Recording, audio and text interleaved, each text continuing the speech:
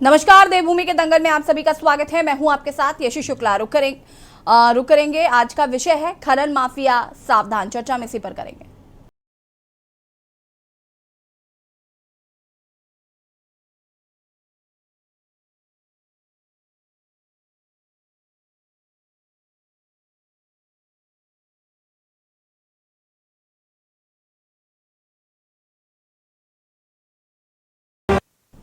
उत्तराखंड में खनन माफिया बेखौफ है। आलम यह है कि इन बेखौफ माफियाओं को रोकने जा रहे अधिकारियों की गाड़ी को टक्कर मारने और इन्हें कुचलने में भी इनके हाथ नहीं कांप रहे। ऐसा ही कुछ देहरादून की कैंट विधानसभा में भी देखने को मिला है, जहां अवैध खनन कर रहे माफियाओं की ओर से सिपाही पर ट्रैक्टर ट्रॉली चढ़ा दी गई। हादसे में सिपाही बुरी तरह से घायल हो गया, जिसका इलाज अस्पताल में चल रहा है। वहीं इस मामले का मुख्यमंत्री पुष्कर सिंह धामी ने भी संज्ञान लिया है। उन्होंने तत्काल डीजीपी अशोक कुमार को तलब कर आरोपियों के खिलाफ सख्त कार्रवाई के निर्देश दिए। सीएम की सख्ती के बाद पुलिस ने आरोपी ट्रैक्टर चालक को गिरफ्तार कर लिया है। साथ ही अन्य आरोपियों की तलाश भी पुलिस कर रही है। वहीं ये हाथ सिर्फ कैंट का नहीं है, बल्कि राज्य के अन्य क्षेत्रों में भी खनन माफिया बेखौफ है। डोईवाला में अवैध खनन कर रही पिकअप गाड़ी के ड्राइवर ने रोके जाने पर मजिस्ट्रेट की गाड़ी को ही टक्कर मार दी। राज्य में खनन माफियाओं की गुंडागर्दी के बाद विपक्ष भी हमलावर हो गया है। विपक्ष का कहना है कि राज्य की कानून व्यवस्था बदहाल है और यही वजह है कि माफिया अधिकारियों को भी कुछ नहीं समझ रहे हैं, और कांग्रेस सदन में भी इस मुद्दे को प्रमुखता के साथ उठाएगी। आज इसी मुद्दे पर करेंगे चर्चा। कल घटना हुई है और उस घटना की मैंने पूरी जानकारी तलब की है और साथ में सख्त निर्देश भी दिए हैं कि जो भी इसमें लिप्त हैं या जो भी इस पूरे जो घटनाक्रम हुआ है उसमें जिनकी संलिप्तता पाई जाए उनके खिलाफ कठोर कार्रवाई हो दोनों तरफ से। अगर कहीं पर विभाग के भी कोई लोग अगर उसमें इन्वॉल्व है तो उनको भी कठोर कार्रवाई। ये सही बात है कि खनन माफियाओं द्वारा जो है जिस तरीके से एक सिपाही पर जो है क्या नाम ट्रैक्टर ट्रॉली चढ़ाया गया, तो ये बहुत गंभीर विषय है। और मैं तो कहना चाहता हूँ सरकार से, सरकार लगातार इस बात को कह रही है कि हम खनन माफियाओं से पूरी कड़ाई के साथ निपटने का काम करें। तो जो लोग दोषी हैं उनके खिलाफ सख्त से सख्त कार्रवाई होनी चाहिए ताकि दोबारा कोई दुस्साहस ना कर पाए। एक खनन की गाड़ी है, पिकअप है बोलेरो, उस पर नंबर प्लेट भी नहीं है, कुछ भी नहीं है। वो तहसीलदार साहब उनका पीछा कर रहे थे, तो हमारे आबादी क्षेत्र से धर्मचक से होते हुए गाड़ी लगभग 80-90 की स्पीड पे रही होगी। वो तेज़ी से गाड़ी हमारे गांव से निकली और दुर्घटना होने से बची। छोटे छोटे बच्चे गांव में घूमते हैं और स्कूल की एक वैन थी छोटी सी, वो भी दुर्घटना होने से बची। आगे जाके तहसीलदार साहब ने उनको जैसे ओवरटेक करा तो ड्राइवर ने उनकी गाड़ी को भी हिट कर दिया। फिर उनको पकड़ा, फिर पकड़ने के बाद उनको यहाँ लाया गया है तहसील में। अब एसडीएम मैडम को तो हमने एप्लीकेशन दे दी है। एसडीएम मैडम ने एचएसओ को भी बोल दिया है और तहसीलदार साहब को भी बोल दिया है। जो खनन में लगे हुए वाहन हैं जो कि ट्रांसपोर्ट करते हैं माइनर मिनरल का, उनके लिए खनन समिति द्वारा एक upper limit motor vehicle act के नियमों के अनुसार तय की गई थी कि वो मैक्सिमम 108 क्विंटल तक ही मटेरियल लोड कर सकते हैं। लेकिन 30 जनवरी को सरकार ने एक शासनादेश जारी किया कि 108 क्विंटल से अधिक भी अगर वो मटेरियल लेकर ट्रांसपोर्ट करते हैं तो उस पर रॉयल्टी देने के बाद उनको अगले दिन की निकासी दी जाएगी, परमिट किया जाएगा। यानी कि एक तरह से ओवरलोडिंग को लीगलाइज कर दिया गया था, जिसके बाद लगातार ओवरलोड व्हीकल सभी माइनिंग साइट से नदियों की चल रहे थे। जिसके बाद आज कोर्ट में मैटर आर्ग्यू हुआ था और कोर्ट ने इस पर जो मोटर व्हीकल एक्ट के प्राविधान हैं और साथ ही सुप्रीम कोर्ट के आदेश हैं उसके अनुसार राज्य सरकार को आदेशित किया है कि वो इस आदेश का अनुपालन न करे, इस पर स्टे लगा दिया है। जी हाँ, तो इस बार खनन माफियाओं ने खाकी पर वार किया है। ऐसे में सवाल उठता है कि क्या सरकार इसके लिए कोई सख्त कदम उठाएगी। आपको बता दें कि खनन माफियाओं को लेकर लगातार कई ऐसे मामले सामने आते रहे हैं जिनको लेकर विपक्ष सवाल उठाता रहा है। खनन माफियाओं का उत्तराखंड में बोलबाला है। कई आरोप विपक्षी दलों द्वारा लगाए जा रहे हैं। ऐसे में इस तरीके का मामला आना कहीं ना कहीं दर्शाता है कि खनन माफियाओं में पुलिस का कोई भी जोर नहीं चल रहा है। चर्चा आज हम इसी पर करेंगे। मेहमान हमारे साथ जुड़ चुके हैं। हेमा भंडारी जी, आम आदमी पार्टी की प्रवक्ता, हमारे साथ जुड़ चुकी हैं। अरुण शर्मा जी, वरिष्ठ पत्रकार, हमारे साथ जुड़ चुके हैं। साथ ही साथ राजेश चमोली जी, जो कि कांग्रेस प्रवक्ता है, वो भी हमारे साथ जुड़ चुके हैं। और भी लोग हमारे साथ जुड़ेंगे, आपका परिचय कराएंगे। हम आप सभी का फिलहाल बहुत बहुत स्वागत है। शुरुआत राजेश चमोली जी आपसे, क्या कुछ कहना चाहते हैं इस पूरे मसले पर? देखिए जी, ये पहला प्रकरण नहीं है ये। लगातार आप देखें पिछले 6 साल हाँ। से उत्तराखंड में भारतीय जनता पार्टी की जो बार बार कहते हैं कि जीरो टॉलरेंस की और सुशासन की सरकार है, वो लगातार काम कर रही है। अब आप ये खनन का एक काम मतलब जो ये कल घटना हुई है, परसों घटना हुई है, बहुत मतलब मुझे लगता है कि बहुत छोटी घटना है। लगातार आप देखिए माननीय मुझे याद है कि 9 दिसंबर 2021 को माननीय मुख्यमंत्री जी के जो पीआरओ थे नंदन बिष्ट जी ने बागेश्वर के पुलिस अधीक्षक को एक चिट्ठी लिखी कि जिसमें 3 गाड़ियां पकड़ी गई हैं, उनको छोड़ने की कृपा कीजिए। तो आप आकलन कर सकते हैं कि जब राज्य के मुखिया के ऑफिस से उनका स्वयं का पीआरओ अगर चिट्ठी लिख के ये आदेश पुलिस के एसएसपी को देता है कि उन खनन की गाड़ियों को छोड़ दीजिए, तो आप सोच सकते हैं कि राज्य में खनन के जो खनन प्रेमी है माननीय मुख्यमंत्री जी, उनके लोग तमाम पूरे राज्य को किस प्रकार से लूट खसोट रहे हैं, सबके सामने है। आप ताजा मामला जो अभी 4 दिन पहले डोईवाला से आया कि वहां बिना नंबर की बुल्ला वाला जो एरिया है, वहां पे बिना नंबर की अवैध गाड़ियां लगातार खनन का काम कर रही हैं। और जो रिसेंट प्रकरण आया कि कैंट विधानसभा में जहां पे स्वयं माननीय मुख्यमंत्री जी उस कैंट क्षेत्र के दायरे में आते हैं, वहां पे एक चालक के ऊपर, अगर पुलिस के चालक के ऊपर अगर खनन के द्वारा अवैध खनन के लोगों के द्वारा अगर गाड़ियां चलाई जा रही हैं, राज्य में खनन के जो शहर का प्रेमी है माननीय मुख्यमंत्री, जो शहर के इस मतलब पॉर्श इलाका है कैंट इलाका, और वहां पे अगर इस प्रकार की घटना होती है तो आप सोचिए पहाड़ के जो दूरस्थ क्षेत्र है, उधम सिंह नगर है, हरिद्वार है, विकास नगर है, ऋषिकेश है, रामनगर है, वहां पर क्या दुर्दशा हमारे राज्य के जो अधिकारी है, कर्मचारी है, राजस्व पुलिस है, वन विभाग है, उनके आए दिन घटनाएं छुटपुट लगातार आपके सामने हैं। मैं आपको कुछ घटनाएं बताना चाहता हूं कि 2 दिसंबर 2022 को 12 करोड़ का पुल बना कोटद्वार में। सुक्रो पुल की नींव डली थी बहुत पहले, उसकी जड़ें हिला दी खनन माफियाओं ने। वहां पे बताया गया है कि मतलब वो पुल धसा भी है, उसका एक पिलर धसा भी है, और उसके बाद आनंद फानंद में सोचिए जिस राज्य की कैबिनेट मतलब मंत्री, जिस राज्य की विधानसभा अध्यक्ष वहां से प्रतिनिधित्व कर रही हो, और उनके इलाके में जो सुक्रो पुल बना है उसकी नींव अगर खनन माफियाओं द्वारा हिला दी गई है, तो आप आकलन कर सकते हैं क्या स्थिति इस राज्य की होगी। 25 दिसंबर 2022 को एसडीएम अभय प्रताप सिंह पर जानलेवा हमला किया जाता है उधम सिंह नगर में, लेकिन सरकार तब भी सोई रही है। किच्छा में खुलेआम खनन चल रहा है। रामनगर में एसडीओ रामनगर ने एक वन विभाग के साथ एक गश्त लगाई थी, उनके ऊपर गाड़ी चलाने का प्रयास किया गया। ये 2022 का प्रकरण है। नवंबर 2022 को राजस्व कर्मी निरीक्षक दीपक चौहान ने उनके ऊपर बुलडोजर चलाया गया था। वो बाल बचे, बता आप लगा दिए, वो भी बाल इसलिए बचे क्योंकि सबसे खुला संरक्षण है सरकार का, खुलेआम। आप जरा विकास नगर से शाम के टाइम, रात के टाइम अगर आप आएंगे तो आपको सैकड़ों गाड़ियां, सैकड़ों ट्रक, जिन पे मैं आपको बता सकता हूं कि बीजेपी के कईयों पे बीजेपी के मतलब इस टाइप से सिंबल तक लगे हैं कि इन गाड़ियों को जान लीजिए। खुली छूट। राज्य में भ्रष्टाचार चरम पे है, राज्य सरकार आप देख ही रहे हैं। तीसरा मामला था कि अभी आपने सुना होगा कि एक खनन हीरा सिंह करके कोई खनन माफिया है जो राज्य के कैबिनेट मंत्री सौरभ बहुगुणा को मारने का मतलब एक प्लान बना रहे थे जेल में बैठ के। तो आप आगे कर सकते हैं कि आम आदमी कैसे सुरक्षित होगा यहाँ पे। अभी एक घटना यहाँ पे अभी देहरादून जाखन की आई है, जहां पे कोई भारद्वाज जी एक सेक्रेटरी है किसी इनक्लेव के, उन पर कुछ पार्षदों ने जानलेवा हमला किया घर पे जाकर। वो बेचारे, आज मैं उनका वीडियो देखा था, वो रो रहे थे कि मेरे 2 बच्चे हैं, वो बेचारे स्कूल नहीं जा पा रहे हैं, डर के मारे उनको जान से मारने की धमकी दी है। तो सरकार तो प्रचंड बहुमत की है, जनता ने प्रचंड बहुमत दिया है और जनता को लूटने का ये काम कर रही है। कोई ऐसा दिन नहीं। आप देखिए अंकिता भंडारी हत्याकांड में कौन किसका सामना आता है? भारतीय जनता पार्टी का नेता का पुत्र, आरएसएस का नेता का पुत्र उसमें संलिप्त है। वीआईपी कौन है सभी जानते होंगे। उत्तराखंड का कोई ऐसा, ये देश का कोई ऐसा भाजपा का नेता जिसको सरकार बचाने का काम कर रही है। अभी भ्रष्टाचार की बात मैं करूं, अभी यूपी SSSC का एग्जाम जब हुआ, फॉरेस्ट गार्ड भर्ती का जो एग्जाम हुआ, उसमें कौन पकड़ा गया? भारतीय जनता पार्टी का जिला पंचायत सदस्य हाकम सिंह। यूपीपीएससी की अगर बात करूं तो बीजेपी का मंडल अध्यक्ष लेखपाल और पटवारी भर्ती घोटाले में नामजद है। मुझे लगता है कि अभी तक भी पकड़ा नहीं गया। उस पर 25,000 रुपए की मतलब राशि पुलिस ने कर रखी है। तो आप आकलन कीजिए, पूरे राज्य को हर प्रकार से शिक्षा माफिया, स्वास्थ्य माफिया, अधिकारियों द्वारा जो खनन माफिया, तमाम हर वर्ग से इस राज्य को लुटवाया जा रहा है। और ये भारतीय जनता पार्टी की पिछले 6 साल की सरकार जो कहती ठीक है।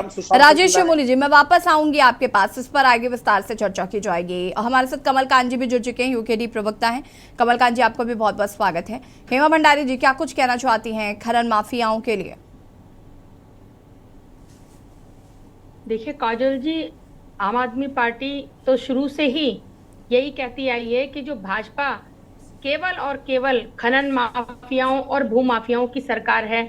खनन माफियाओं द्वारा जो वित्त पोषित सरकार खनन माफियाओं पर लगाम लगाने में बिल्कुल बेबस है, लगाम नहीं लगा रही है। खुलेआम ये व्यापार फल फूल रहा है। खनन माफिया जिस तरह से कोई बिना कोई डर के खुलेआम इस तरह की वारदातें करते हैं, तो गुंडागर्दी करते हैं। इतनी गुंडागर्दी बढ़ती जा रही है कि उनको किसी का कोई भय नहीं है।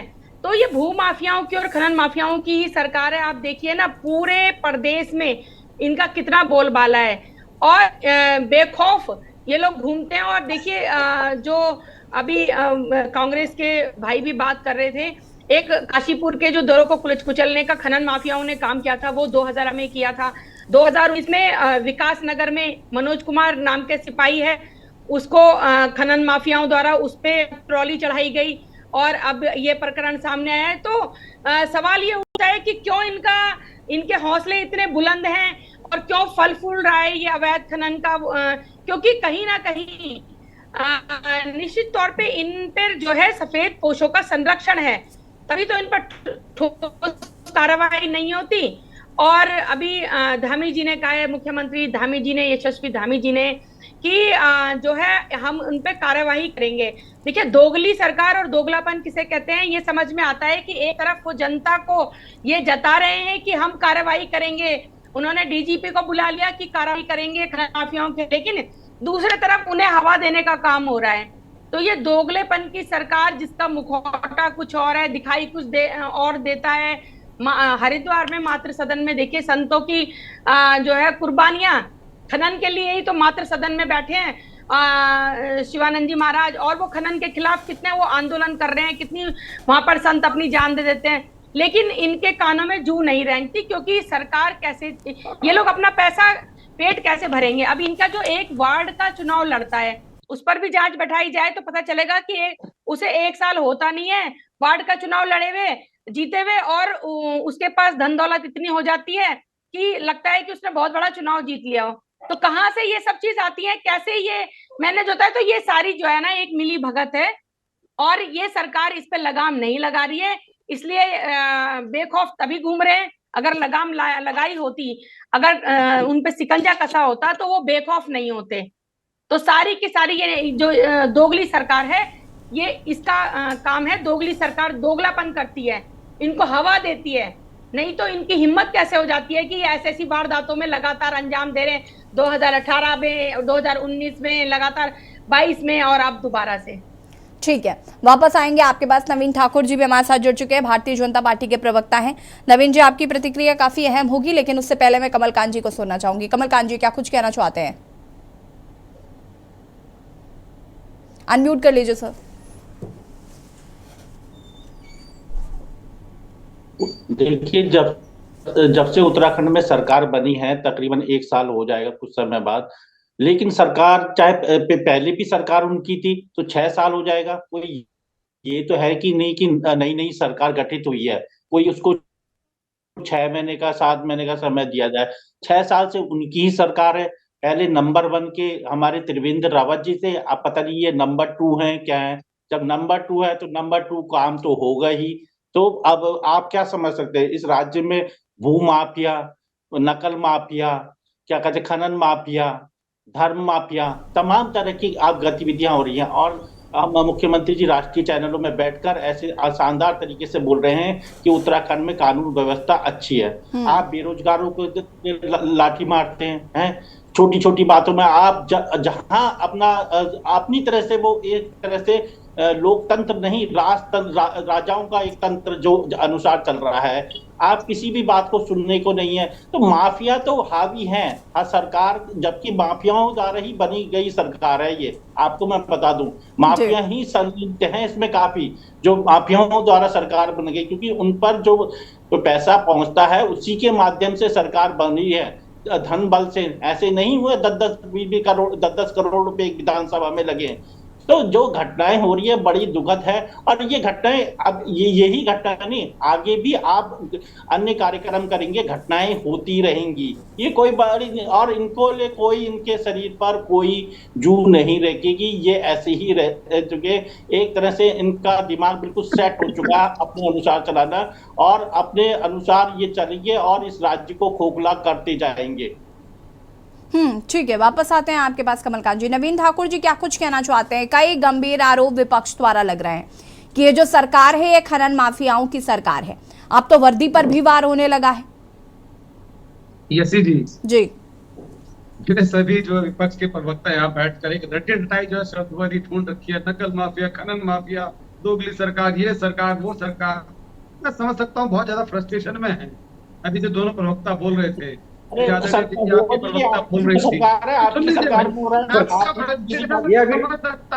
आपका फ्रस्ट्रेशन समझ सकता हूँ, थोड़ा सुनने का मादत रखो। जनता देखती है आपका फ्रस्ट्रेशन, ये टीवी चैनल पे दिखता है कितने फ्रस्ट्रेट है आप, कितने जो है जनता ने नकार दिया आपको, इसलिए फ्रस्ट्रेशन दिखता है। सुनने तक का मादत नहीं है। 1 मिनट रुक जाइए कमलकांत जी, बहस करने का पूरा मौका मिलेगा। मैं पहले उनकी प्रतिक्रिया लेना चाहती हूँ इस प्रकरण पर, प्लीज। कमलकांत जी देखिए, आप कमलकांत जी की बौखलाहट देखिए। मैं समझ सकता हूँ जनता ने इनको इतनी बुरी तरह से नकार दिया, ये कांग्रेस के साथ नकार दिया, आज ही 3 में 13 में, ये मुझे इसी प्रकार से चीखेंगे चिल्लाएंगे। अरे दम हो थोड़ा तो सुनने का मादर रखा करो। मैं समझ सकता हूँ सब नहीं है आपके अंदर। कमलकांत जी, अभी मैंने आपको बोला कि मैं आपको बहस करने का पूरा मौका दूंगी। डिबेट का डेकोरम मेंटेन करके रखे प्लीज। नवीन ठाकुर जी अपनी बात को पूरा करिए। आप पहले रुक जाइए कमलकांत जी, रुक जाइए। पूरा वक्त पड़ा है सरकार को घेरने के लिए। 1 मिनट कमलकांत जी प्लीज। नवीन ठाकुर जी यूकेडी के ऊपर उठकर बात करिए। अच्छा हो सकता है,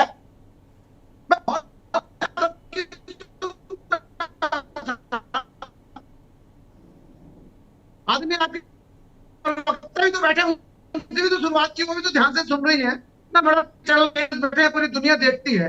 या सब्जी मंडी बना देते हैं। जब कांग्रेस की सरकार में थे तो तहसीलदार पर गाड़ी चढ़ा दी गई थी। आप भूल गए जब आप कांग्रेस की सरकार में भागीदार थे तो चमोली में डीएफओ पर चढ़ा दी गई थी। आप भूल गए जब आप कांग्रेस की सरकार में जो है संलग्न थे, तब आप कहाँ थे? तब आपने कोई जुबान नहीं खोली, तब आपने क्यों नहीं कहा, तब मुख्यमंत्री ने क्यों नहीं बुलाया और डीजीपी को तलब किया? लेकिन मैं ये जरूर समझना चाहूंगी कि जो चीजें कांग्रेस की सरकार में हुई, आज अगर वो बीजेपी की सरकार में हो रही हैं, तो क्या वो जस्टिफाइड है?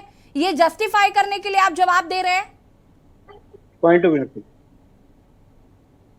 ठीक है, नवीन ठाकुर जी का शायद कुछ नेट इशू है ना, फिर से कनेक्ट करने की हम यहाँ पर कोशिश करते हैं। मैं यहाँ पर अरुण जी का रुख करना चाहूंगी, हमारे वरिष्ठ पत्रकार है अरुण जी। मैं आपसे ये बात जानना चाहूंगी, खनन माफिया और खनन दोनों का नाम उत्तराखंड से जुड़ा हुआ है, चाहे वो कांग्रेस की सरकार रही हो, चाहे वो भाजपा की सरकार रही हो। लेकिन इन खनन माफियाओं के हौसले अब इतने बुलंद हो गए हैं कि वो अब खाकी पर वार करने लगे हैं। अब उन्हें गुरेज नहीं होता गाड़ी चढ़ाने में। आज अगर वो वर्दी पर गाड़ी चढ़ा रहे हैं तो कल को वो आम इंसान को तो कुछ नहीं समझेंगे। गुरेज होगा, अब उन पर गैंगस्टर लगाने की नवीन जी रुकिए, आपको फिक्स करने की कोशिश करते हैं, आपकी आवाज नहीं आ रही है हम तक। वापस आती हूं मैं आपके पास अरुण जी। और ये कहां का जस्टिफिकेशन हुआ कि कांग्रेस की सरकार में हुआ था तो भारतीय जनता पार्टी की सरकार में हो रहा है तो अच्छी बात है, उनकी सरकार में हुआ था हमारी सरकार में भी हो गया, ये कोई जस्टिफिकेशन तो नहीं होता। नवीन जी एक सेकेंड मैं आऊंगी, आप ही के पास आती हूँ, बस 1 सेकेंड रुकेगा अरुण जी, इसके बाद मैं आपको पूरा मौका दूंगी आपकी बात पूरा करने का। नवीन जी मैं वापस आऊंगी आपके पास। अरुण जी। यसी जी, मैं एक चीज तो बहुत साफ बता दूं, इस राज्य बनने के साथ साथ एक खनन माफिया भी पैदा हो गया। बिल्कुल, जो पहले उत्तर प्रदेश के जमाने में काम करता था और अब उत्तराखंड में काम कर रहा है। और चूंकि हमारे यहाँ बहुत सारी नदियां लीगल नहीं है और उन नदियों में जो खनन सामग्री है वो लगातार बढ़ती जा रही है, तो क्योंकि अनियोजित दोहन हो रहा है, चोरी छिपे दोहन हो रहा है, साइंटिफिक तरीके से नहीं हो रहा है, तो हो क्या रहा है कि वो जो तल है नदी का वो बीच से ऊपर हो जाता है और जिसकी वजह से वो किनारे काटना शुरू कर देते हैं।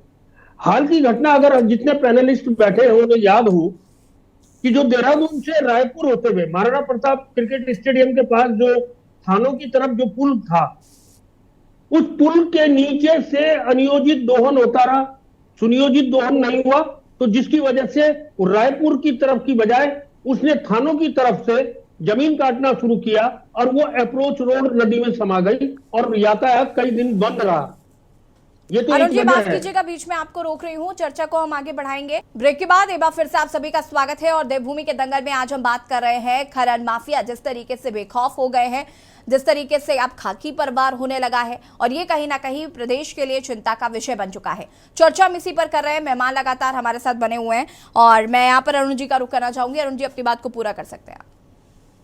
यशी जी, मैं ये बता रहा था कि जो अनियोजित दोहन है उसकी वजह से नदियां लगातार नुकसान में है, सरकार को नुकसान हो रहा है।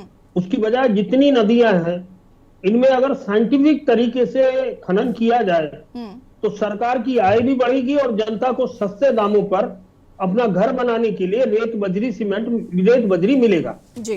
हो क्या रहा है कि अधिकांश नदियां बंद है तो वहां कुछ इलाके में जो सरकारी अमला होता है उसकी मिली भगत से ये काम किया जाता है। देखिए, बिना सरकारी अमले की जानकारी में आए काम हो ही नहीं सकता। बिल्कुल। और जो मेरे एक साथी बता रहे थे कि वो भाजपा के चुनाव चिन्ह वाली गाड़ियां बेरोक टोक आ रही जा रही हैं, तो ये तमाम जगह ये स्थितियां हैं और खासकर मैदानी, क्योंकि नदियों में जो गाद मिलती है, जो रेत बजरी मिलती है, वो ज्यादातर तराई मैदानी इलाकों में मिलती है। पहाड़ में तो क्योंकि ढलान होते हैं उस तरह की स्थितियां संभव नहीं, उसके बावजूद भी पहाड़ में कई जगह जैसे सतपुली वगैरह में खनन हो रहा है, कई जगह हो रहा है। तो मेरा ये मानना है कि अगर इसी खनन को जो अवैध हो रहा है अगर हम वहां पट्टे दे दें तो सरकार की आय भी बढ़ेगी और नदियां भी साफ होंगी और जो बाढ़ वगैरह की स्थिति है उससे भी जनता को निजात मिलेगी। हजारों हेक्टेयर जमीन हर साल बाढ़ खा जाती है, वो इसीलिए होती है कि बीच से उसका जो तल है नदी का वो ऊंचा उठ जाता है, किनारे में छोटा हो जाता है। देहरादून से ऋषिकेश जाएंगे तो बीच में सोंग नदी है, चंद्रभागा नदी है, सोंग में तो हो रहा है, चंद्रभागा में सालों से खनन नहीं हुआ। आज स्थिति यह है कि ऋषिकेश का जो तटवर्ती क्षेत्र है, चाहे वो टिहरी जिले का हो या देहरादून जिले का हो, वो खतरे की जद में है। जब अगर कभी भगवान ना करे कहीं बादल वगैरह फट गया या पानी का फ्लो बढ़ गया है बरसात में, तो वो आसपास के किनारों को अपने साथ डुबाता चला जाएगा, बर्बाद करता चला जाएगा। ये स्थितियां हैं और तमाम मेरे कांग्रेस के भाई ने बताई कि फलाने को मारा, फलाने को मारा। मुझे लगता है कि जितने पैनलिस्ट बैठे हैं वो पिछले साल हरिद्वार की घटना भूल गए जब वहां एक तहसीलदार को खनन की गाड़ी ने टक्कर मार दी और वो तहसीलदार लगभग 4 महीने एम्स में कोमा में रही और बाद में उसकी मृत्यु हो गई। संगीता कन्नौजिया उसका नाम था, अगर आपको याद हो। हाँ, एसडीएम। बिल्कुल। तो अब आप देख लीजिए कि ये स्थितियां लगातार पैदा हो रही हैं क्योंकि खनन माफियाओं के तार शासन, प्रशासन और स्थानीय राजनेताओं से जुड़े हुए होते हैं, इसलिए वो ये दादागिरी कर पाते हैं। अगर उन पर लगाम मजबूती से लग जाए तो उनके हौसले इतने बुलंद नहीं होंगे। अगर नियोजित दोहन हो तो भी उनको ये मौका नहीं मिलेगा, क्योंकि फिर जिसको पट्टा मिलेगा वो आसपास रखवाली भी करेगा कि कहीं उसके क्षेत्र से कोई माल बाहर तो नहीं जा रहा है। तो ये सारी परिस्थितियां हैं और इसको हमको कड़ाई से करना होगा। निश्चित तौर पर धामी जी ने डीजीपी को बुलाकर इस घटना पर जो कैंट थाना क्षेत्र की हुई है संज्ञान लेने को कहा। ड्राइवर पकड़ा गया, अभी माफिया नहीं पकड़ा गया है, केवल वो ड्राइवर पकड़ा गया है। लेकिन वो ड्राइवर किसके इशारे पर और किसके शहर पर ये काम कर रहा था, इसको भी जांच का विषय है, इसकी भी जांच होनी चाहिए। जी एफसी जी। नवीन ठाकुर जी, क्या कुछ कहना चाहते हैं? अब अपनी बात को पूरा करें। जी, मैंने कहा पूर्व में इस प्रकार की घटनाएं लगातार और अब जो ये घटना हुई, धामी जी ने कहा है कि इसके लिए सख्त कानून है कि गैंगस्टर लगाने का काम करेंगे। आप देखिए, जब से लगातार नकल हो रही इस प्रदेश में, आए दिन जो है आप देख रहे थे इस इम्तिहान का पर्चा लीक हो गया, इस परीक्षा का पर्चा लीक हो गया। हमने रोग को जड़ से खत्म करने का काम किया। उस देश का सबसे सख्त नकल विरोधी कानून हम लेकर आए। इसी प्रकार खनन माफिया को भी पनपने नहीं देंगे। आदरणीय धामी जी ने संकल्प लिया है, चाहे भू माफिया हो, खनन माफिया हो, नकल माफिया हो, किसी को पनपने नहीं देंगे और सबको सलाखों के पीछे भेजेंगे। सख्त से सख्त जो है सजा दिलाने का काम करेंगे, किसी को बख्शेंगे नहीं। तो इसलिए कोई भी खनन माफिया ये गलत फहमी में ना रहे कि अभी कांग्रेस की शासन नहीं है, 6 साल हो गए हैं, भाजपा की शासन है और हम किसी को नहीं बख्शेंगे, सख्त से सख्त सजा दिलाएंगे। और अभी बेशक ट्रैक्टर का ड्राइवर पकड़ा गया हो, बाकी सबको भी पकड़ा जाएगा। 6 सालों में ये पहली खनन माफिया की खनन की घटना नहीं है। खनन माफियाओं के हौसले बुलंद है, ये बात आपको समझनी पड़ेगी। दूसरी चीज ये कि पहली ऐसी घटना जिसमें ड्राइवर गिरफ्तार हो गया, आगे माफिया पकड़ा जाएगा नहीं पकड़ा जाएगा ये भविष्य के गर्भ में है और ये भी आगे हम देखेंगे, इस पर फिर कभी चर्चा की जाएगी कि पकड़ा गया या नहीं। लेकिन मुझे ये बताइए ना, 6 साल में खनन माफियाओं के लिए सरकार ने क्या किया, इन पर अंकुश लगाने के लिए क्या किया गया? दिन ब दिन उत्तराखंड खोखला होता चला जा रहा है। यशनी जी, मैंने कहा जब पहला पर्चा लीक हुआ था तब भी यही शंका जाहिर की जा रही थी। पर्चे की बात मत करिए, नवीन जी पर्चे की बात मत करिए, क्योंकि अभी तक इतनी परीक्षाएं लीक हो चुकी है, उसके बाद अब नकल विरोधी कानून बना है और अब देखा जाएगा, अब इस पर एनालिसिस होगा कि इसका कितना असर पड़ रहा है। आप 75 कानून बना दीजिए, आप 1000 कानून बना दीजिए, उस कानून पर कितना इम्प्लीमेंट होता है ये भी तो देखना होगा ना नवीन जी, कि बस कानून बनाने से अपनी पीठ थपथपा दी आपने। 100% नहीं होगा, कानून बनाया इम्प्लीमेंट होगा ना। हमने नकल माफियाओं को 70 से ज्यादा नकल माफिया जेल की सलाखों के पीछे, IAS जेल की सलाखों के पीछे सख्त कार्रवाई की है कि नहीं की है। कारपेट के नीचे जो गंदगी थी, कारपेट हटाकर उस गंदगी को साफ करने का काम पिछले 6 साल में हुआ है। जो 10 सालों की 20 सालों की गंदगी थी उसको निकालने का काम हमने किया है। सरकार ने अभी तक आयोग के पूर्व अध्यक्ष से ये नहीं पूछा कि वो कौन सत्ताधारी लोग थे जिन्होंने उनको मजबूर किया उनकी कुर्सी छोड़ने के लिए, अभी तक आप उनसे पूछ नहीं पाए। आप निश्चित सरकार ने कैसे नहीं पूछा? हाकम सिंह की पैरवी इतनी कमजोर हुई कि आज वो जेल के बाहर घूम रहा है और आप कह रहे हैं कि आपने बहुत महान काम कर दिया है। कौन जेल के बाहर घूम रहा है? कौन जेल के बाहर घूम रहा है? संजय धारीवाल, हाकम सिंह इस वाले जो उन पर मुकदमा था उससे वो बरी हैं, भले ही उनके और मुकदमों में वो बरी ना हुए हो। क्या उतनी पढ़ाई करके जो एंकर बनी है? यसी जी, कौन जेल के बाहर घूम रहा है एक बार बताएंगे, फिर मैं आपको जवाब देता हूं। हाकम सिंह इस मामले पर बरी है या नहीं मुझे ये बताइए। भले ही वो जेल के अंदर है क्योंकि उन पर और भी मुकदमे, उन पर और भी मुकदमे हैं। नवीन जी, मैं आपसे क्या कह रही हूँ, आप पूरी बात सुन रहे हैं या नहीं सुन रहे? बाहर घूम रहा है वो, जेल के अंदर बाहर नहीं घूम रहा है, तो थोड़ा दीजिए ना जानकारी भी, ये आपकी भी जिम्मेवारी है। ये भी तो जानकारी आप दीजिए ना कि आपकी सरकार ने आपके सरकारी वकीलों ने यहाँ पर पैरवी उनकी कमजोर की, इस वजह से उस मुकदमे से वो बाहर है। उस मुकदमे में उनको जेल नहीं हुई है, उनको अन्य मुकदमों में जेल हुई है, इस वाले मुकदमे में वो बरी है या नहीं, मुझे इस बात का जवाब दीजिए नवीन जी। हमारी एजेंसी ने मैं यहाँ पर पढ़ाई करके बैठी हूँ। 5 केस किए हैं, अंदर है जेल में, ऐसे बोलने से कुछ नहीं होगा। कांग्रेस की सरकार नहीं है, कमजोर पैरवी नहीं हो रही है। 4 केस अभी और है और जिसमें जमानत मिली है उसमें भी SIT तुरंत कोर्ट गई है। यसी जी, ऐसे मत सोचिए ये भाजपा की सरकार है, हम काम करते हैं, एक कांग्रेस की ढीलमुल सरकार नहीं है। सारे माफिया जेल के अंदर है। कांग्रेस के शासनकाल में दरोगा भर्ती हुई थी, कौन जेल में गया? सवाल करिए जरा कांग्रेस के प्रवक्ता से। 2016 की दरोगा भर्ती हुई थी, उनको सस्पेंड करने का काम भाजपा की सरकार ने किया, कांग्रेस ने नहीं किया। 2003 में जवाब दे दीजिए, क्योंकि मैं कांग्रेस के प्रवक्ता नहीं हूँ। जवाब दीजिए। कोई कार्रवाई हुई है फ्रस्ट्रेशन के चेहरे पे इनकी बात पे आपके एजुकेशन है, मजबूरी ये होती है इनकी, ये बेशरम है, इनको प्रवक्ताओं को इतनी तमीज नहीं है कि डिबेटों में कैसे बैठना है। इन लोगों की हालत ऐसी है कि खुद ही नौकरी मतलब पेपर बेच रहे हैं, खुद ही लोग पकड़े जा रहे हैं, इनके अरबाज में अपनी वाहवाही अपनी पीठ थपथपाई जा रही है मुख्यमंत्री द्वारा। एक तरफ भ्रष्ट प्रेमचंद अग्रवाल जो फर्जी 72 लोगों को फर्जी मंत्री। नहीं राजेश जी, देखिए इनकी सरकार में लोग पकड़े तो जा रहे हैं, आपकी सरकार में तो पकड़े भी नहीं जाते हैं। 60 साल तक कौन से बिल में घुसा रखा था तुम्हें जनता ने, ये बता दो जरा नवीन ठाकुर।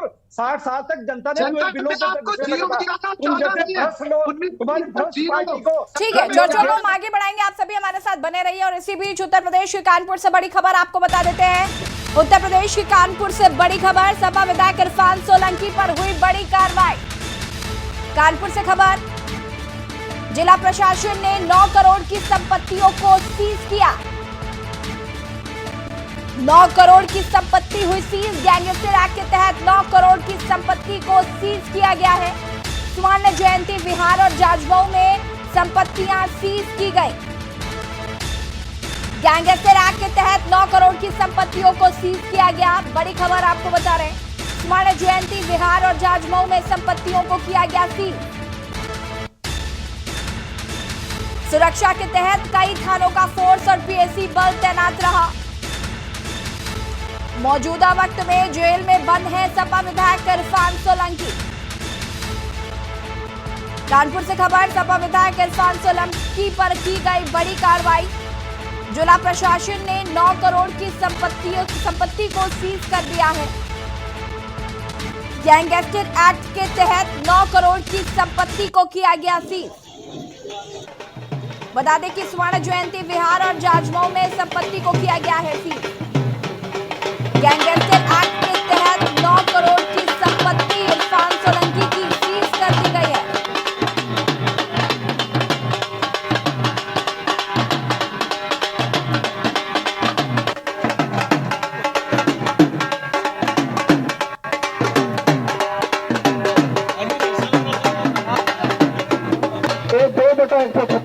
SIG स्वर्ण जयंती विस्तार कानपुर नगर क्षेत्रफल 163.33 वर्ग मीटर को धारा 14(1) के अंतर्गत राज्य सरकार में वितरित किया जाता है। धन्यवाद।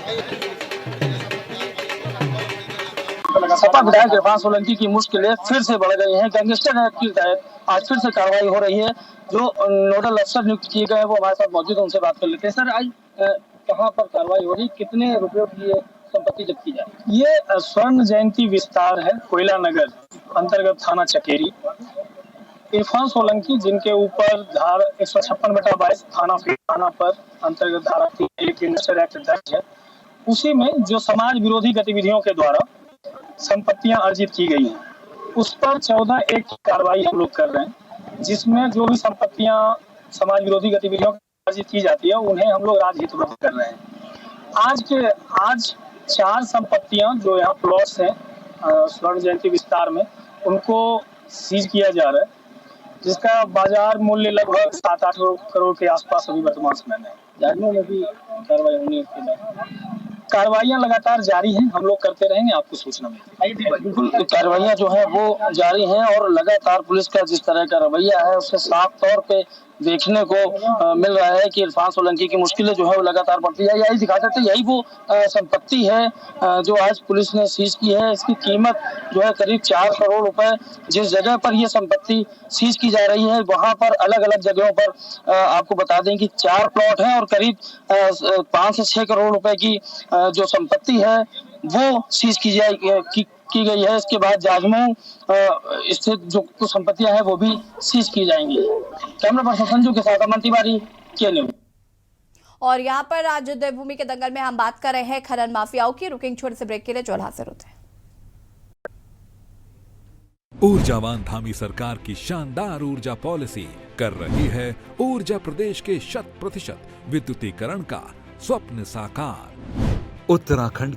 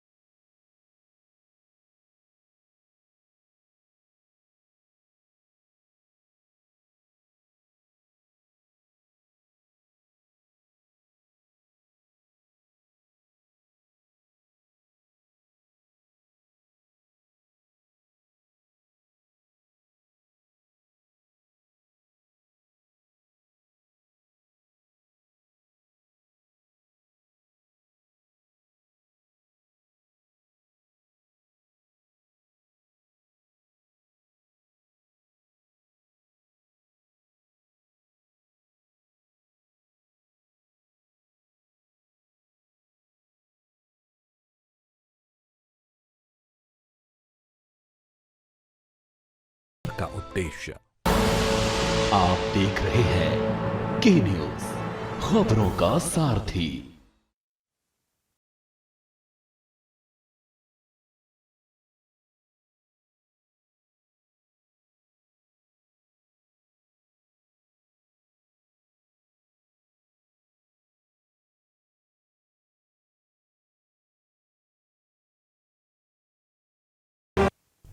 ब्रेक के बाद एक बार फिर से आप सभी का स्वागत है और देवभूमि के दंगल में आज हम बात कर रहे हैं बेखौफ खनन माफियाओं की। चर्चा इसी पर मेहमान लगातार हमारे साथ बने हुए हैं। राजेश जी अपनी बात को पूरा करिए, उसके बाद कमलकांत जी आपका रुख करूंगी मैं।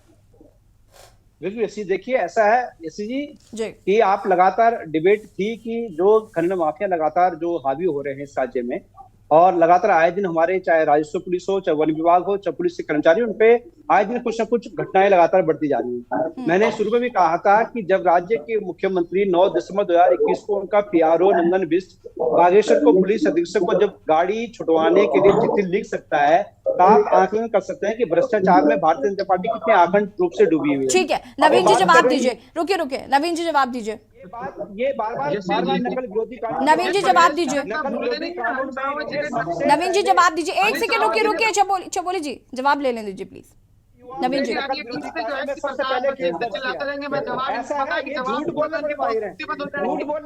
नवीन जी को जवाब देने दीजिए प्लीज। राजेश जी एक सेकंड रुकिएगा। राजेश जी 42 राजेश जी अगर आप चाहते हैं कि आपके सवालों का जवाब मिले तो प्लीज सुन लीजिए नवीन जी को। आपके सवाल का जवाब मिलना भी उतना ही महत्वपूर्ण है। जी बिल्कुल, मैं जवाब देने की कोशिश करता हूँ, बीच में डिस्टर्ब करते हैं, जानता है कि मैं जवाब दूंगा। नवीन जी फटाफट जवाब दीजिएगा, फटाफट जवाब दीजिए। रुकिए एक सेकंड रुकिए राजेश जी। नवीन जी कि लोग भूले नहीं प्रदेश की जनता। नवीन जी जो प्रश्न पूछा गया उसका जवाब दीजिए। जैसे कि सुननी चाहिए, सुनना कान खोलकर, नाम लेकर बोल रहा हूँ, रंजीत रावत केवल और केवल खनन माफिया हमारे मुख्यमंत्री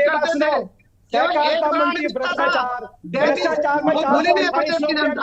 अब देखिए किसी बौखला गई है, मैं जानता हूं इसी प्रकार बौखलाएंगे, ऐसे ही सीखेंगे, ऐसे ही चिढ़ाएंगे, क्योंकि इनकी दूसरी बात पर हाथ दिया। मजबूरी है बेचारे, क्या करें भैया, प्रदेश युवा की नौकरी बेच के दलाली करके जीवन चल रहा है।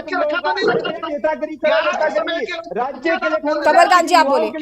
ठीक है रुकिए नवीन जी राजेश जी रुक जाइए। कमलकांत जी कमलकांत जी आप सुन पा रहे मुझे? कमलकांत जी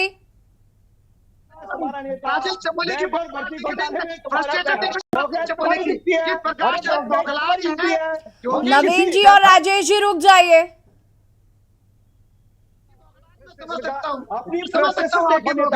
आपके अंदर भाषा ही नहीं है सुनने का, जब नहीं पैनल से रिक्वेस्ट करूंगी मैं प्लीज कि इन दोनों को म्यूट कर दीजिए। कांग्रेस प्रवक्ता और बीजेपी प्रवक्ता दोनों को म्यूट कर दीजिए प्लीज।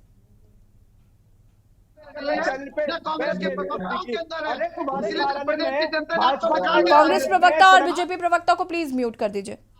10 वर्षों से लगातार लगा रही है एक बात। कमलकांत जी अनम्यूट करें खुद को। जो आज प्रवक्ता ऐसे लग रहे हैं जैसे कि बिल्कुल भूमाफियाओं की साथ हैं, जबकि जो संबोधन होना चाहिए बोलते हुए बड़े तरीके से होना चाहिए था, और वो आज ऐसे लग रहा है कि भूमाफियाओं का वो कर रहे हैं, तो उनके पक्ष में बोल रहे हैं। तो साफ दिखाई दे रहा उत्तराखंड में भारतीय जनता पार्टी जिस तरह से राज्य में भूमाफियाओं का, नकल माफियाओं का और अवैध खनन का से लेकर तमाम तरह की भूमि माफियाओं का काम कर रही है पूरे उत्तराखंड में।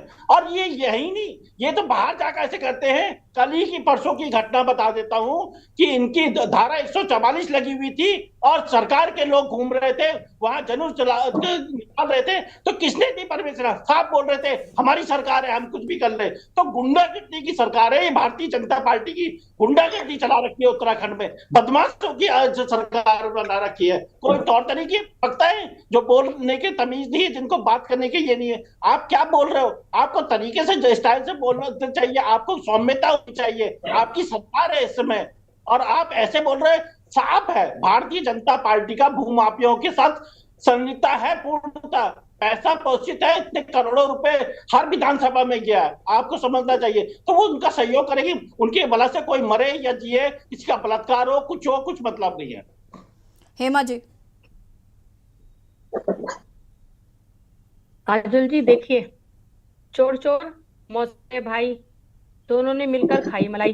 तो एक खनन माफिया तो चोर हो गए, सफेद पोस्ट जो उनके साथ सत्ता में बैठे लोग हैं तो वो भी उनके साथ मिल गए, तो चोर चोर मौसेरे भाई और दोनों ने खाई मलाई। तो अब कौन उन पर लगाम लगाए? और बड़ी अटैचियां भर के जब उनके घर में पहुंचती हैं खनन माफियाओं की, तो उनको कैसे रोक सकते हैं? वो तो खुलेआम घूमेंगे। और यहाँ पर जो भाजपा के प्रवक्ता जो बड़ी बड़ी जो बातें कर रहे थे कि ये कर दिया, हम तुरंत एक्शन लेते हैं, तो एक्शन लेते हैं तो उसमें लिप्त कौन है ये नहीं बता रहे। ये बताए ना कि हाँ जो पेपर लीक, भर्ती घोटाला, ये सब में हमारे नेता लिप्त थे और हम ही उस पर जो है आप लगाम लगा रहे हैं, क्योंकि लोग हमें रोकना है। बुराई क्या है? अगर संलिप्तता उनके लोगों की भी थी और अगर उनको जेल भेजा जा रहा है तो ये तो अच्छी बात है ना। काजोल जी, छोटी छोटी मछलियां पकड़ने से क्या होगा? बड़े मगरमच्छ तो घूम रहे हैं ना। अब दिखने के लिए जनता को छोटी छोटी मछलियों को पकड़ के कहते हैं ये नहीं, पकड़े गए हैं सब, हमने जेल में डाल दिए हैं। लेकिन जो बड़े बड़े मगरमच्छ घूम रहे हैं ना, वो तो आज भी खुलेआम घूम रहे हैं।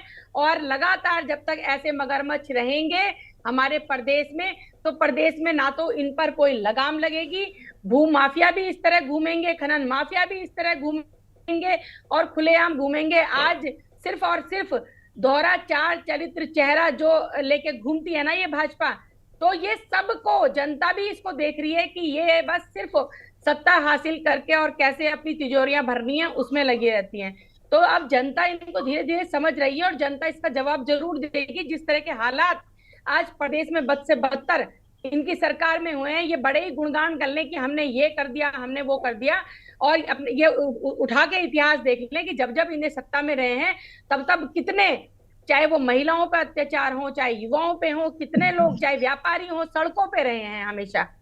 और आज ये बात करते हैं कि हमारी छवि बिल्कुल साफ है।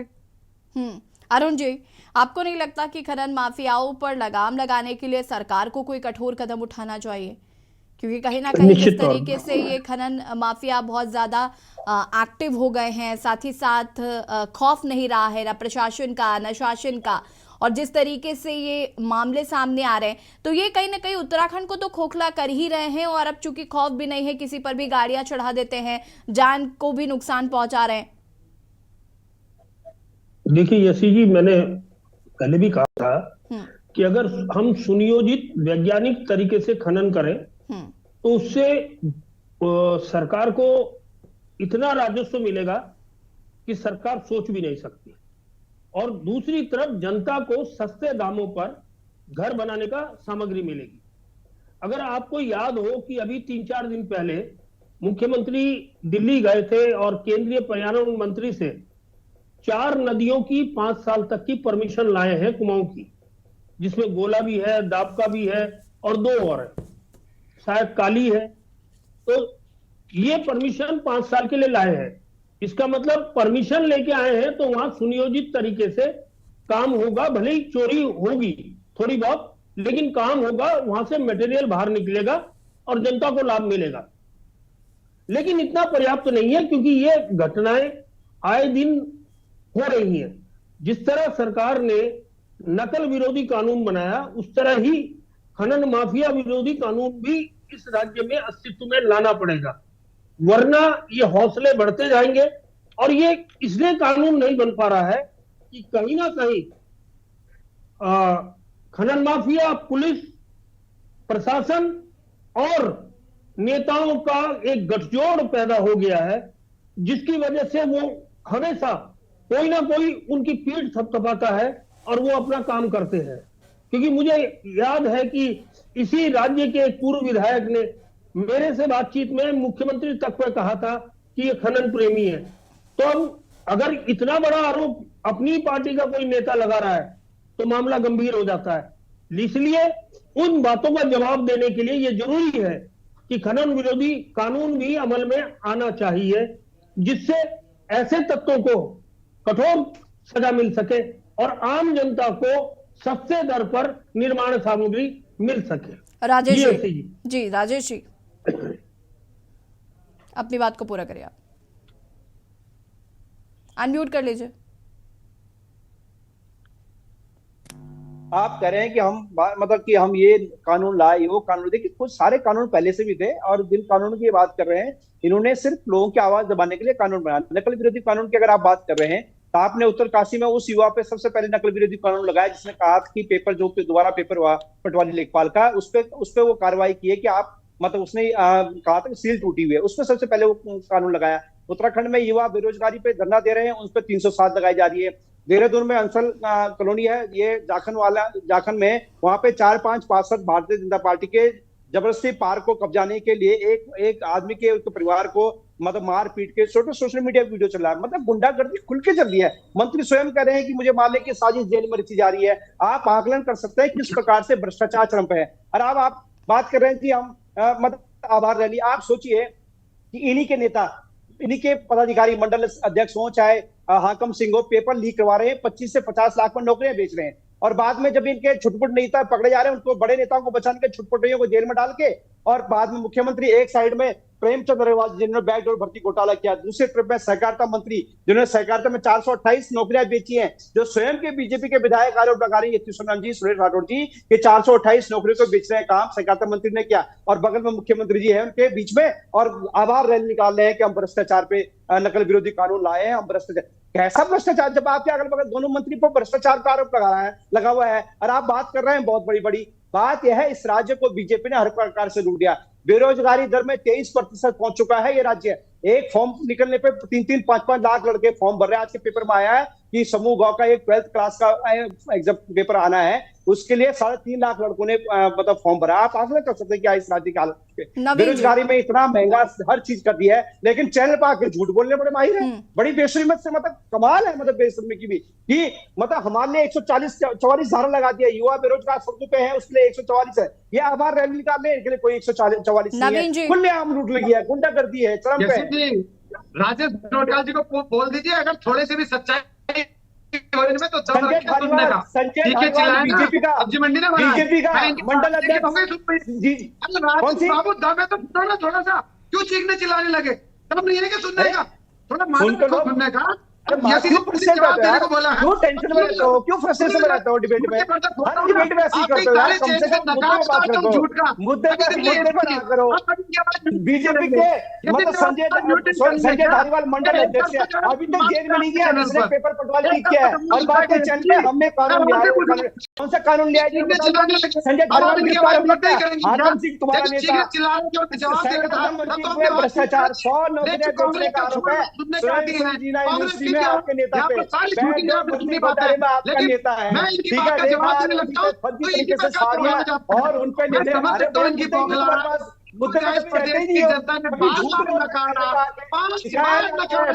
डिबेट में पहले तो उसके बाद राजेश जी आपके टाइम पे नवीन जी ने एक शब्द नहीं बोला था। मैं बात का जवाब देना शुरू करता हूँ, इतने बौखला जाते हैं। ठीक है नवीन जी आप सिर्फ इतना बताएं, एक सेकंड रुकिए। कांग्रेस का इतिहास मुझे भी पता है, सबको पता है, और इसका परिणाम आज कांग्रेस भुगत रही है। आप मुझे बताइए कि खनन माफियाओं के लिए सरकार क्या कर रही है, सरकार क्या एक्शन लेगी, सरकार क्या करेगी? सिर्फ ये बता देने से काम नहीं चलेगा कि ड्राइवर की गिरफ्तारी हो गई है। राजेश जी थोड़ा सा रुकिए, मेरी आवाज डाउन कर दी नवीन जी। अभी चीखना कीजिए, आपने बंद की इनकी आवाज। मैं जवाब दे रहा हूं आपकी एक बात का, आप बंद करेंगे इनकी आवाज? क्योंकि जैसे इनकी राजेश जी नहीं बोलेंगे आप, राजेश जी सुनिश्चित करें कि आप नहीं बोलेंगे। आप प्लीज डिबेट का डेकोरम मेंटेन करें। नवीन जी ये बोलते हैं, मैं एक शब्द बीच में नहीं बोलता, इनके सारे झूठ बोलता हूं, और इनके ठीक है राजेश जी, ठीक है, उनको भी थोड़ा सा बोल लेने दीजिए, बीच में इंटरप्ट नहीं करेंगे। लेकिन आप नवीन जी मुद्दे पर आइए। राजेश जी अब नहीं बोलेंगे, आप अपनी बात को पूरा करें। कितनी जनता देख रही है, किस प्रकार आप बौखला रहे हैं, जनता देख रही है। मैं आप सबकी बौखलाहट समझ सकता हूं। राजेश जी पूरे 2 मिनट आपने केवल ये बताने में वेस्ट कर दिए कि राजेश जी बौखला रहे हैं। यहाँ पर हम सब देख रहे हैं उनको, आप सिर्फ ये बताइए जो मेरे सवाल है उनके जवाब दीजिए। मुझे नहीं जाना राजेश जी, और राजेश जी अब नहीं बोलेंगे, प्लीज राजेश जी आप थोड़ा सा पेशेंस रखिए। हमें सवाल के जवाब लेने हैं। जवाब देना पड़ेगा ना। जब वो चीखते चिल्लाते तब तो आप रोकते नहीं, तब जवाब नहीं करते। नवीन जी, मैं नहीं रोक रही हूँ, तो यहाँ पर कौन बैठ के उनको रोक रहा है? कौन रोक रहा है उनको? मैं उनसे रिक्वेस्ट कर रही हूँ। और ये सभी पैनलिस्ट को समझना होगा कि अगर एंकर आपको मना कर रहा है तो आपको रुकना चाहिए। इस तरीके से यहाँ पर डिबेट नहीं होती है। वो सत्ता में है, उनको जवाब देना होगा। नवीन जी, क्यों नहीं की रंजीत रावत जो है खनन माफियाओं का वहां पर सीएम आवास में सारा काम देखते थे, क्यों नहीं हटा? रंजीत रावत ने स्वयं जो है खुलेआम कहा जब उनका 36 का आंकड़ा हरीश रावत से हुआ कि खनन माफियाओं के लिए हरीश रावत जी चिट लेकर मेरे पास भेजते थे। नवीन जी, मुझे सिर्फ वन लाइन आंसर चाहिए कि खनन माफियाओं के लिए सरकार क्या कर रही है। देखिए, जिस प्रकार हम नकल माफियाओं का जो है हमने इस प्रदेश से समूल नष्ट करने का बीड़ा उठाया, सबको सलाखों के पीछे भेजा, चाहे वो कांग्रेस के काल भी जड़े हो, उसी प्रकार हम खनन माफियाओं के लिए भी काम कर रहे हैं। हमने किया है काम, हम गैंगस्टर लगाएंगे। कांग्रेस ने क्यों नहीं किया? एक सवाल नहीं पूछा आपने अब तक। हरीश रावत ने क्यों नहीं किया? आपने नहीं पूछा। लेकिन इस प्रदेश की जनता जानती है। 6 साल से सत्ता में कौन है नवीन जी? जवाब जनता ने दे दिया है कांग्रेस को। अब मैं अगर पुरानी बातों को लेकर बैठूंगी तो आज जो हो रहा है उस पर बात कौन करेगा?